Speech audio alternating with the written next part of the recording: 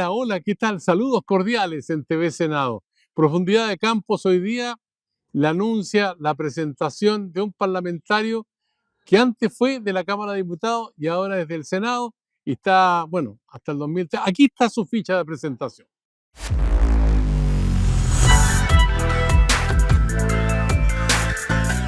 Senador Luciano Cruz Coque, representante de la región metropolitana de Santiago, militante de Evópoli, actor y político, 54 años. Además de su reconocida carrera como intérprete y gestor cultural, se desempeñó como ministro de las Culturas. Actualmente integra 4 comisiones, entre ellas las instancias de Trabajo y Previsión Social y Desafío de Futuro.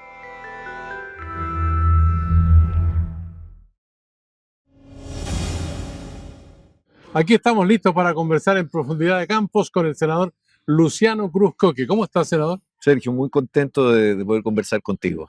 Bueno, Sí, partiendo de la profesión de actor, así llega a es. la política, funda un partido, es diputado, Sí, ministro y ahora senador de la República, sí. ya termina en 2030, ¿no? Sí, el periodo termina en 2030, sí. Pero muchos dirán, ¿cómo un actor termina en la política, pero tiene bastantes antepasados cercanos que actuaron en política también, ¿o no? Bueno, mira, por el lado Cruzcoqui, mi tío Eduardo fue candidato a presidente, fue senador también en la década del 30, 40, fue ministro de Salud de Alessandri, el primer Conservador, 2 periodos en el Parlamento. conservador de social cristiano. Cuando se escinde el Partido Conservador, él funda una facción que es la Conservadora Social Cristiana, de la cual emerge después la Falange. Él no sale del Partido Conservador Social Cristiano, que es el Partido Conservador tradicional, el Partido Conservador Social Cristiano. Y por el lado materno eran liberales, entonces se juntaban los conservadores con los liberales y bueno, y de ahí se funda un poco una cierta tradición política que uno va trayendo y el interés también por lo público y por el asunto cultural. Lo político, lo cultural siempre han sido temas que han estado rondando en general en la casa, en las conversaciones, en la familia. Mientras nosotros dialogamos, hay una conversación también que se escucha en el trasfondo, Sí, pero es todo el equipo de la Dirección de Presupuesto, porque en este momento el sí. Senado arde de debate con respecto al presupuesto que tiene que despacharse el 30 de noviembre, ¿no? Así es, así es. Tenemos esta discusión que son varios días, a veces con pasar la noche y ir abordando cada una de las partidas y ojalá lo más responsablemente posible para que el país no gaste más de lo que debe, no se sobreendeude y efectivamente se puedan mantener los equilibrios que le permitan al país prosperar, crecer y salvar también las necesidades sociales que el país tiene.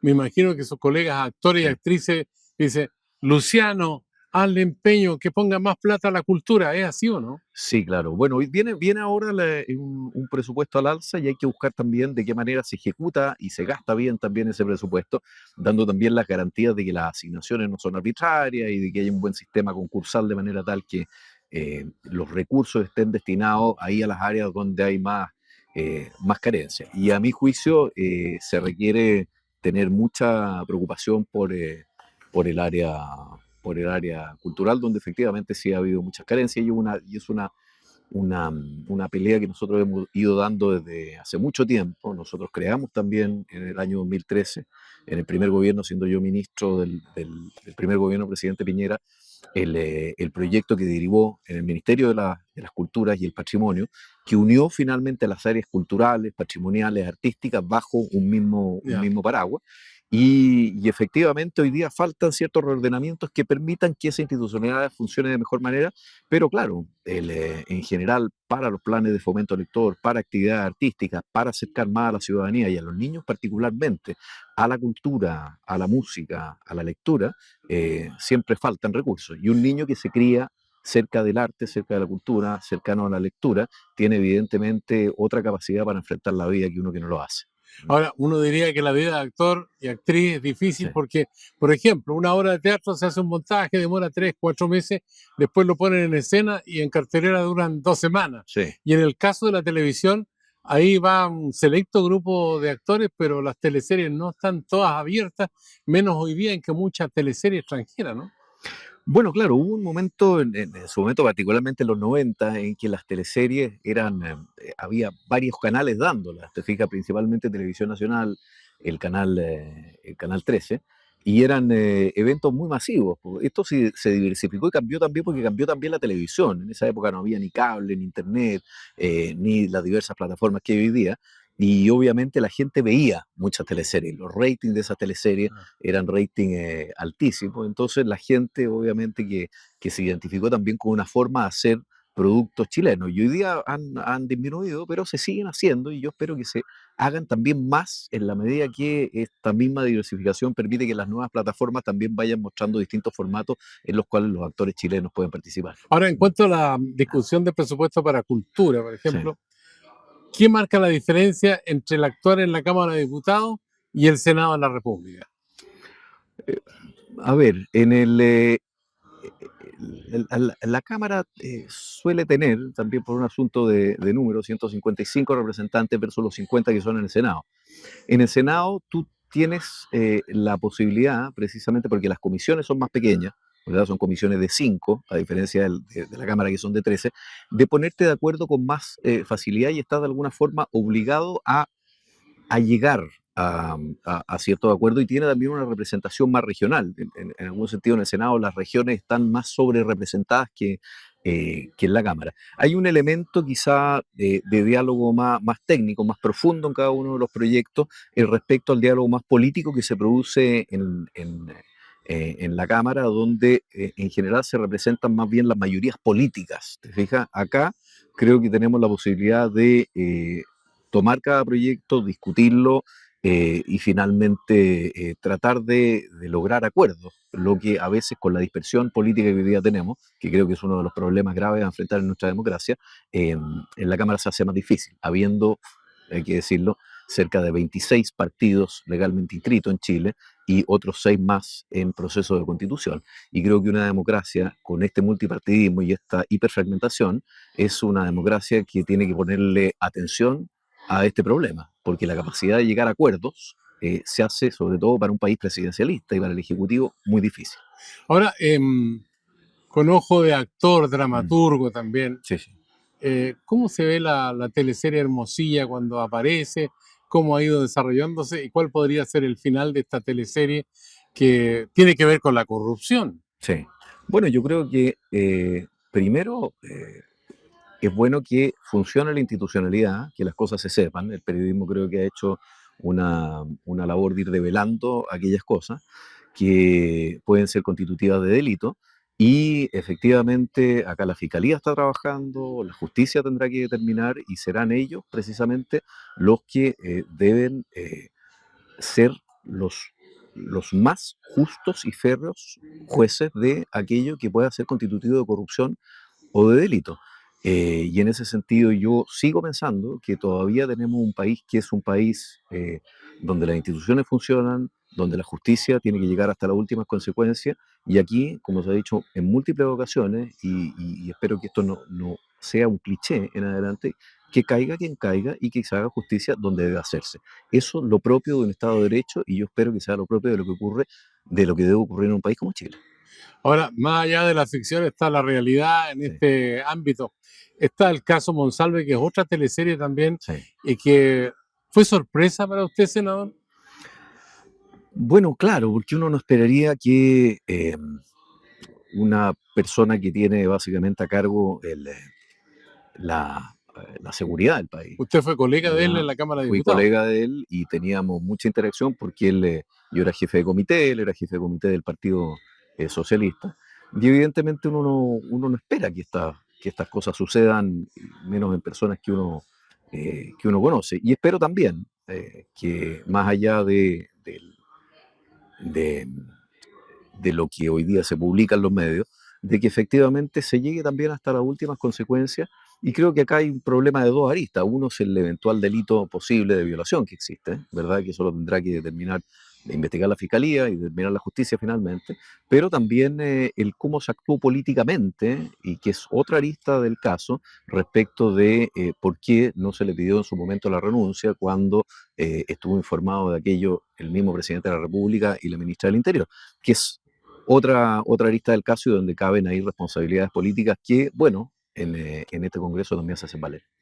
Ahora, la situación del poder es sin duda un elemento fundamental en toda esta trama, como Mm, ocurre con el caso Hermosilla, el caso Monsalve sí. y también otros escándalos que hemos conocido. El ejercicio del poder siempre es una tentación. ¿Cuáles son las barreras para impedir que, bueno, se ejerza de manera inadecuada?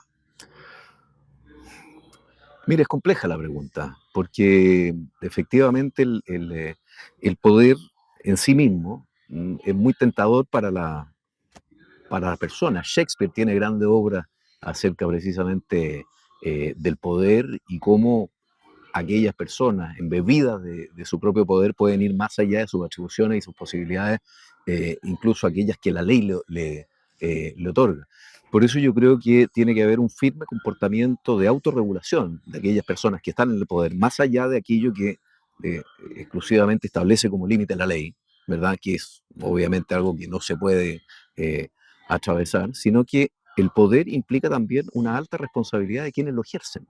¿M?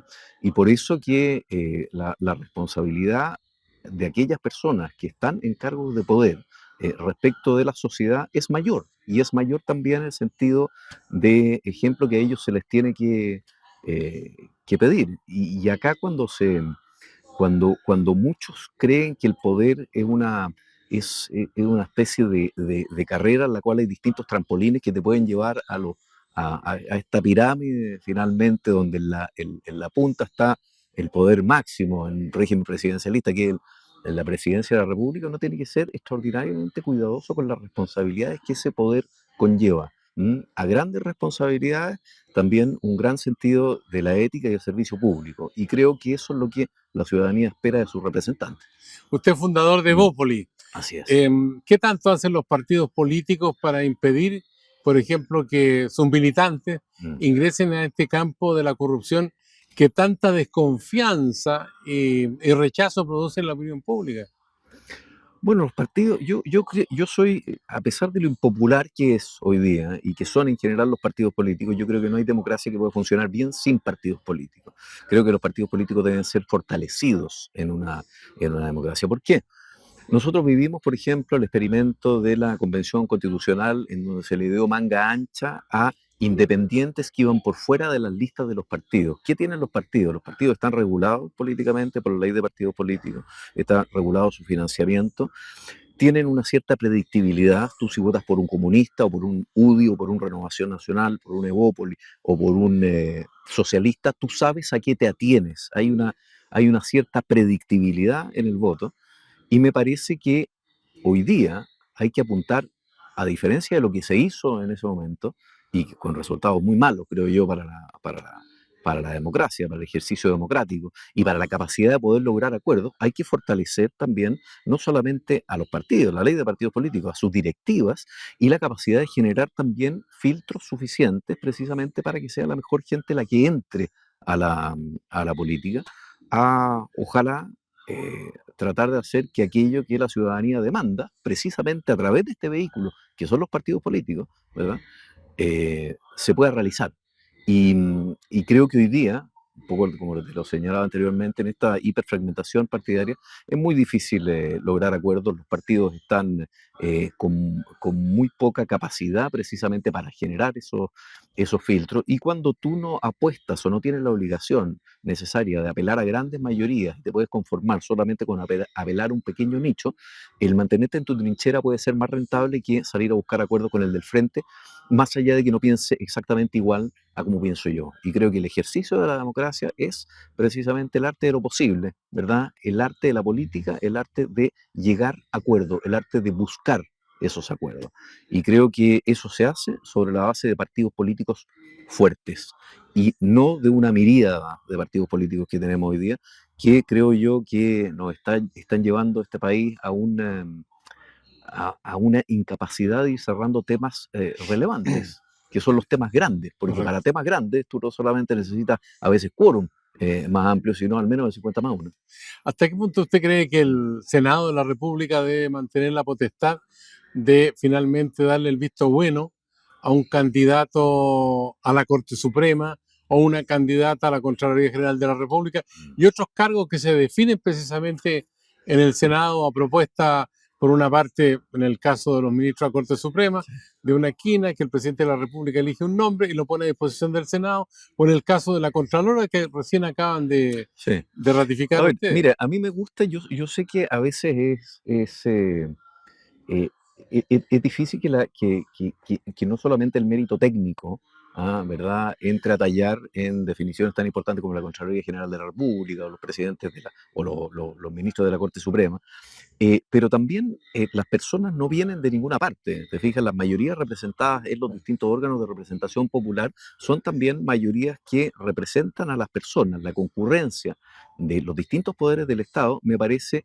que es virtuosa. Sin embargo, creo que hay ciertos elementos que podrían ser perfectibles. Hay incluso una propuesta de un ex supremo como Patricio Valdés que habla de la idea de que cumplidos ciertos criterios, ¿verdad?, se pueda generar un sistema más azaroso de sorteo, como funciona, por ejemplo, el Tribunal Calificador de Elecciones, que inhiba el llamado besamano, ¿verdad?, Correcto. que es la concurrencia finalmente de quienes van a llegar a esos cargos a tener que deberle eventualmente favores a los distintos poderes. Pero hay que buscar una fórmula que sea lo suficientemente ponderada y equilibrada para que los distintos poderes del Estado tengan también participación, porque si no, esto se transformaría o en una suerte de autocracia del Ejecutivo, que en general sí tiene que ver con estas nominaciones, sin la participación también de los órganos de representación popular, que creo que también son varios.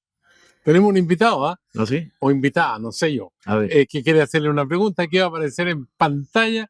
Escuchemos qué nos dice y nos expresa. Director, tiene la palabra. Hola, Luciano. En el Senado no es muy habitual tener un senador con las características y la trayectoria tuya. Has tenido estudios de teatro, has sido actor, eres también un gran músico y por tanto tienes una sensibilidad muy especial desde el punto de vista artístico y humanista. Y quería saber cómo percibes tú que toda esa preparación en teatro, en música y cuántas cosas has hecho, ayuda a la hora de legislar. ¿Sientes tú que hay alguna especie de percepción especial que viene de esa preparación histórica que tú has tenido? Me encantaría saber eso. Ahí está la pregunta del colega. Está bien, bueno, primero, gran amigo Rodrigo Galilea, gran senador. Me ha tocado compartir con él mucho en la Comisión de Trabajo y en la Comisión de Constitución también. Mire, sería jactancioso, Sergio, decir que uno por tener una cierta formación puede tener una mirada de las personas, de las situaciones distintas, pero efectivamente yo creo que una formación en lo artístico, en lo musical, también te va dando una cierta percepción de mundo que eh, se distingue eventualmente de otras formaciones. Pero sí, efectivamente uno mira, a diferencia de lo que se suele pensar, los actores no gustan o no suelen ser los centros de atracción, sino que están siempre en una posición de observador. Yo creo que una de las gracias precisamente que mi formación de actor me ha dado es la capacidad de poder tomar un poco de distancia, mirar tal vez más allá de aquello que se dice, sino de aquello que está por debajo, de aquello que está soterradamente en las personalidades y poder eventualmente pispar, mirar eh, qué es lo que se esconde detrás de la personalidad y, o de aquello que quiere la persona decir o evitar decir. Uno va teniendo mucha conciencia de eso porque en general en la actuación eso es lo que uno va buscando, ¿m? ¿Qué es lo que está sucediendo en el interior de ese personaje? ¿Qué es lo que ese personaje quiere expresar? Más que exclusivamente lo que se dice. Y en el mundo de la política, tal vez parecidamente a esa hoguera de vanidades que a veces es la televisión, el cine o el mundo de la fama, eh, uno ve también muchas vanidades y tiene que prestar mucha atención también a una cierta consecuencia de actos que tienen las personas. Y esas suelen ser las personas con las que uno se suele llevar mejor y a las que admira. Le voy a hacer un par de Sí, preguntas más, pero en el segundo bloque, ¿le cómo no, parece? me Con encanta. respecto al mismo tema. Sí. Aquí en Profundidad de Campos, en el canal del Senado, estamos conversando con el senador Luciano Cruz Coque Carballo y en un instante seguimos con usted.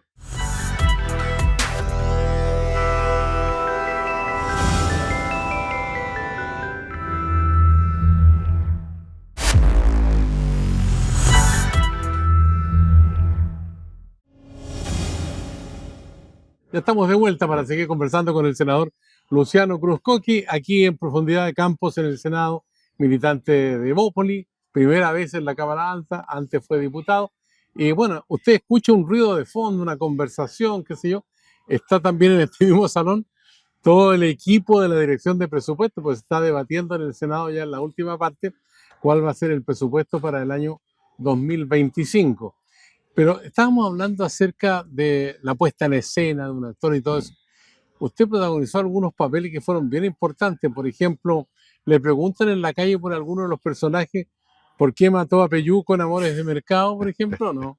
Hasta la fecha presente, Sergio. ¿Por qué mataste a Peyuco? Sí, tal cual. Esa va a ser una pregunta que probablemente me va a acompañar hasta mi muerte. Bueno, por varias razones lo maté. La primera es porque naturalmente era lo que decía el guión, tenía que hacerlo. Y la segunda, que yo creo que no es menos importante, es que tal vez si Peyuco no hubiera muerto nadie se acordaría de esa teleserie o de esa escena en particular. Pero sí, hasta la fecha presente y la gente en general con mucho cariño. Nos reímos además con Álvaro Rudolph y cada vez que nos encontramos. Axel Schumacher, ¿le suena? ¿Lo Axel recuerda Schumacher, todavía? sí, pues, Axel Schumacher en Fuera de Control. Ese era malo, malo. Junto con la Paulina Urrutia hacíamos los villanos de la serie y ahí estaban grandes amigos que se fueron, que actuaron con nosotros, como Tomás Vidella, bueno, en fin, la Gloria Muchmayer, con quien me tocó tantas veces compartir en el teatro, en la televisión. Así que sí, sí, muy, muy buenos recuerdos de las teleseries. Ahora, en la pantalla y también en el teatro se ve bastante glamour y todo eso, Mm, pero sin embargo, yo escuchaba más de alguna vez que los actores, mm, por los empresarios, por los canales de televisión, son abusados del punto de vista de la relación contractual en el plano laboral. sí. ¿Es tan así o no? Se ha regulado, ¿ah? Hay un estatuto para el trabajador de producciones cinematográficas, televisivas, que ha mejorado también mucho las condiciones. Antes grabábamos básicamente muy largo, sin mayores horarios, incluso en las noches, pasando de largo. Em, pero había también una industria, ¿ah? Eso, es cierto que en algún momento se pudieron haber producido abusos, pero había también una industria que era bastante bollante, que funcionaba, y había también pega y contratos, y eso yo creo que ha ido terminando porque la producción, como le decía yo, es tremendamente cara. Y efectivamente eso se ha regulado y se ha regulado de buena manera. Hoy día las productoras, en general audiovisuales y los canales de televisión son bastante respetuosos precisamente de que se cumpla, obviamente, con los horarios que la ley establece y se paguen las horas extra eventuales. Y ha habido muchos avances en esa materia. O sea, hay otro aspecto también, las Mm, repeticiones de las teleseries claro, se ven especialmente en el verano. ¿A así los es. actores los remuneran por esas repeticiones? Así es, así es. La ley hoy día nos permite, eso fue también una conquista que hubo en algún momento, precisamente para que aquellas repeticiones, incluso las primeras emisiones, además de las repeticiones, se remuneren precisamente a los actores cada vez que se pasa a la televisión con un porcentaje de las ventas de comerciales, que se hace en también una cierta prelación de los roles que le correspondían a cada uno de los actores. Entonces, eventualmente, cuando repiten alguna de las teleseries antiguas, aquellos que tuvimos participación en ellas recibimos también la justa retribución por el trabajo que se hizo. Y eso también se ha ampliado hoy día a los escritores, a los directores, etcétera, a quienes participan en general en la industria audiovisual y está más o menos en el canon y en el estándar que suele estar internacionalmente. Ahora, ¿qué marca la diferencia entre ser actor de teatro, actor de televisión Mm. y actor de la política? Bueno, primero cuando uno es actor de la televisión en general te quiere el 90%, en la política te quiere al menos una parte nomás, po, ¿ah? Te quiere menos del 50, Ah, eso está claro. Y efectivamente la gente se siente muy cercana a aquellas figuras que ve en la televisión. Y evidentemente que la política, que no es una actividad que esté muy prestigiada lamentablemente, genera recelo, distancia, eh, y eso obviamente también la gente lo manifiesta. Sin embargo, en general la relación con el público, que lo ha visto uno también crecer desde el mundo de la televisión, eh, suele distinguir también los roles y suele ser bastante cariñoso. Yo no podría decir, sino que estoy muy agradecido de todas las personas que finalmente se te acercan y te dicen, oh, ¿cómo están? Porque finalmente lo han acompañado a uno. Yo partí a los 23 años, hoy día tengo 54, entonces ha Claro. pasado ya bastante tiempo. No habla de la juventud de nadie el hecho de que, de que hayan visto en su momento las producciones dramáticas, pero la gente sabe distinguir también los roles y en general las personas en Chile, más allá de lo que se dicen y más allá incluso de las redes sociales, dicen que son un muy mal catastro un muy mal espejo del reflejo de lo que es la sociedad. La gente en vivo suele ser bastante más amable, más cariñosa, más prudente, incluso más respetuosa, aún no pensando como eventualmente puede pensar políticamente uno, con las personas que lo que suelen ser en redes sociales. Y a veces tengo la impresión de que los mismos medios, los mismos políticos, o la sociedad en general tiende a atender mucho a aquellos comentarios que son más estentorios, que vienen de las redes sociales, que aquello que uno ve en la calle, que es la capacidad que tenemos incluso nosotros mismos acá, entre la misma política, de ponernos de acuerdo, de tratarnos bien, de tratar de comprender la diferencia del otro, no como un ataque personal, sino como una lucha legítima contra un argumento, ¿verdad? En donde nosotros tenemos que aprender a ponernos de acuerdo, a convivir y a lograr generar puentes para precisamente construir un mejor país. Y eso creo yo lo veo en las personas mucho más presente que a veces ese tira y afloja o esa, eh, ese estiércol con ventilador que se tira a través de las redes sociales, por ponerlo de alguna forma. ¿Sabe? Mm, Cuando yo estaba estudiando en la escuela normal, mm, hacíamos una actividad que es muy rara para muchos estudiantes. Íbamos al Senado a ver oradores, por ejemplo, como Francisco Bulnes, Don Pancho, Salvador Allende, sí, Olo de Ateite, Raúl Rettig, por nombrar algunos. sí. Esos tribunos de esa época, Mm. ¿hoy día se reproducen o no se reproducen? Mire, yo creo que era una buena época de la política también. Los discursos del Senado en general solían ser discursos contundentes, enjundiosos, importantes, eh, pensados, analizados, racionalizados. Eh, Creo que existía también la primacía del pensamiento escrito y del pensamiento hablado. Eh, hay personas que hacemos o buscamos hacer un esfuerzo precisamente por buscar hablar bien, por buscar dar buenos discursos, por tratar de profundizar en los temas y porque el diálogo político no esté sencillamente superficializado del ataque al otro, sino que de un contenido más profundo. Creo que eso sin duda que falta, pero no quiero hacer de eso una regla general, porque creo que hay muy buenos senadores, hay buenos diputados también y buenos parlamentarios que se preocupan precisamente por hacer un trabajo serio, por tratar de profundizar en aquellos temas que importan. Y efectivamente, yo también creo que en la medida que nosotros tenemos una sociedad más culta, más educada, con personas mejor formadas, ¿verdad? Con personas leídas, con personas ilustradas, efectivamente la diferencia entre una persona formada, educada, culta, ¿verdad? En aproximarse a cualquiera de los temas, como los temas que tratamos nosotros, que vemos temas desde política exterior hasta agricultura, acá sencillamente van haciendo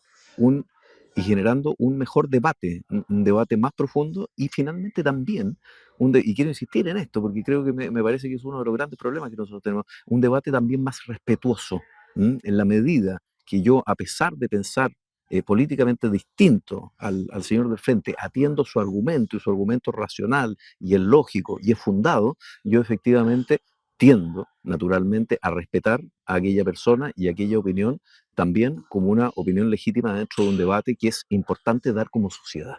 Porque acá, en este Senado, en este hemiciclo, en este plenario, estamos nosotros nos entendemos a través de la palabra, ¿verdad? Y la palabra debe ser finalmente el príncipe de la conversación entre parlamentarios. Eso creo que Correcto. es algo fundamental.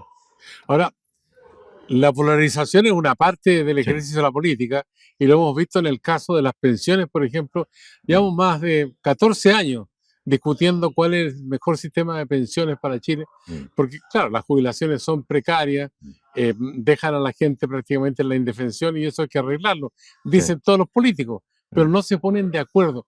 ¿Cuál es el trasfondo de esas discrepancias y que tendría que resolverse ahora, a fin de año y comienzo del próximo? Ahora, varias cosas, Sergio. Primero, no es cierto que en 14 años no se haya hecho nada. Uno tiene que hacer también un poco de abogado al diablo precisamente para tratar de poner las cosas en su lugar. ¿Ya? Nosotros tenemos un sistema que, es cierto, con todo ha funcionado, ¿verdad? Ahora uno dice, sí, con un 10% de cotización, la verdad que esperar que la plata rente milagros es imposible, ¿verdad? Pero en general las tasas de rentabilidad que han tenido las asociaciones de fondos de pensiones son tasas relativamente buenas comparadas con aquella plata que se podría invertir en otros instrumentos financieros, primero. Segundo, hubo una gran reforma de pensiones, no se nos olvide, al final del gobierno del presidente Piñera, que fue la pensión garantizada universal, que al 90% de la población más vulnerable del país le adicionó, además de su pensión autofinanciada, 214, entre 214 y 220 mil pesos. Eso venía del pilar solidario, ¿no? Eso venía originalmente del Pilar Solidario, pero el APGO del presidente Piñera lo multiplicó por 3, Ya. ¿verdad? Lo que existió, efectivamente, la presidenta Bachelet creó el Pilar Solidario, pero esto hoy día cuesta más de 2,5 puntos del PIB de Chile. O sea, fue un paso de algo muy precario, efectivamente, a algo un poco menos precario, que nadie puede decir que las pensiones sean buenas. Ahora, ¿dónde creo yo que están los problemas? Primero, en que nosotros cotizamos un 10%. Con un 10%, si nosotros nos comparamos con cualquier país de la OCDE, los países de la OCDE en general cotizan entre el 18 y el 25%. Usted comprenderá que eso tiene otras implicancias porque el 25% de un sueldo durante 20, 30 o 40 años puesto a una tasa de interés del 5% más UF, eventualmente te puede generar una buena pensión. Es lo que sucede con aquellas personas que sin laguna han podido cotizar, porque también acá hay un problema del mercado del trabajo. Aquellas personas que dicen, mire, yo tengo una buena pensión, bueno, efectivamente fue porque no tuvieron lagunas, porque tuvieron también la capacidad de ahorro suficiente y porque efectivamente esa plata también le rentó, pero no todo el mundo tiene esa posibilidad. Entonces, acá hay varios problemas. Primero, mercado del trabajo. Segundo, tasa de cotización. Tercero, cómo mejoramos también los instrumentos de inversión hoy día para que esa plata efectivamente rente más, porque cuando uno ve las rentabilidades entre los 80 y los 90 eran muy altas, entre los 90 y los 2000 fueron bajando y así han ido bajando porque también son las condiciones financieras internacionales. Entonces, ¿cómo combatimos la informalidad? ¿Cómo mejoramos las condiciones del mercado de trabajo? ¿Cómo aumentamos también la tasa de cotización? ¿Y cómo mejoramos también los instrumentos de inversión para tener buenas pensiones? Porque acá, y es también importante decirlo, nosotros podemos decir, mire, podemos repartir un 4% para acá, un 2% para acá, pero si nosotros no combatimos las causas, las bases de la informalidad, del mercado del trabajo principalmente, para que la gente efectivamente no solamente pueda cotizar, sino que tenga un trabajo sobre el cual cotizar. Hay unas ideas también, por ejemplo, de cotizar a través del consumo, porque no todo el mundo tiene a veces trabajo, va a ser muy difícil que podamos tener buenas pensiones. Y eso significa que tenemos que hacer esfuerzos precisamente por crecer, por tener una economía más pujante y por generar condiciones para que ojalá aquellos recursos que tiene el Estado para acompañar aquellas pensiones más bajas puedan también existir. Porque hoy día, efectivamente, si nosotros queremos aumentar esa pensión base de la PGU, hoy día no tenemos condiciones para poder ampliarlo mucho, porque es efectivamente muy caro. Y cuando uno ve la situación de países de Europa, ¿verdad? Que en general se gastan, o veamos lo que pasó acá al otro lado de la cordillera, en su momento con la estatización de los fondos privados de las pensiones de las personas, son estados que gastan mucho precisamente, particularmente en pensiones, porque la pirámide poblacional va haciendo que vaya habiendo más personas a financiar que personas que pueden financiar que estén trabajando, ¿te fijas? Ahora, te comparte la idea que han puesto en escena Sí. los dueños de la AFP en el sentido de que poco menos que no deje que te arrebaten tu 6%, pídelo completo para ti porque es tu plata. Es una campaña que hemos escuchado en las radios, también se han publicado avisos en la prensa, que intervengan desde la industria como una manera de presionar también al Parlamento, ¿no? Sí, bueno, mire, nosotros hemos tratado, porque yo estoy en la Comisión de Trabajo, de darle voz a todos aquellos distintos actores que han intervenido en el debate de pensiones. Como usted dice, el debate de pensiones lleva mucho tiempo. Tuvimos una comisión Marcel, que de hecho hoy día el ministro de Hacienda, que dio ciertas pistas de cómo nosotros podemos ir mejorando este debate de pensiones. Obviamente que las AFP tienen también su interés y son escuchadas, pero los distintos actores del mundo de las pensiones también lo han sido. Yo creo que lo que debemos hacer es, ojalá, con fondos generales de la nación, financiar aquella parte que no corresponde a la cotización de las personas. Yo creo que la cotización es parte del trabajo de las personas y que ojalá el Estado no se meta ahí. Ahora hay fórmulas, podemos pensar eso mismo fuera de la caja. Hay formas creativas que estamos buscando también desde la Comisión de Trabajo y Seguridad Social, precisamente para, en la medida que sabemos que estamos con una deuda hoy día del 41% y que el Consejo Fiscal Autónomo nos dice que no lleguemos al 45% porque el país puede estar endeudado hacia adelante, busquemos fórmulas creativas para buscar Ok. financiarla de la mejor manera y tratemos de ir perfeccionando el sistema en vez de pensar en refundar el sistema. El Pilar Solidario fue un avance, la PGU fue un avance y yo espero que ojalá, precisamente porque no podemos seguir cotizando al 10, sino que tenemos que tratar de llevar esa cotización a al 16 y buscar mejorar a aquellas personas que, eh, habiendo cotizado, no han tenido posibilidades de tener una buena tasa de reemplazo. Usted sabe, la tasa de reemplazo es la porción del sueldo Sí. que corresponde, que se financia, que es finalmente la pensión en términos porcentuales. A aquellas personas, tratar de darles también una mejora. Pero evidentemente eso requiere ir haciendo ajustes y creo que hay voluntad, bastante voluntad de los miembros, tanto de derecha como de izquierda, de la Comisión de Trabajo, de tratar de llevarlo adelante de buena manera y responsablemente. Lo voy a invitar a jugar. ¿Cómo no? Yo le digo una palabra, un concepto, usted me responde con otro, que puede ser una idea, un pensamiento, lo que usted quiera. Bueno, Seguridad pública, derecho fundamental. Sebastián Piñera. Un amigo, un líder, un gran presidente, sobre todo su primer gobierno. Comercio ambulante, Un problema social relevante, muy atentatorio contra aquellos que están formalizados, pero al que hay que buscarle también territorialmente una solución.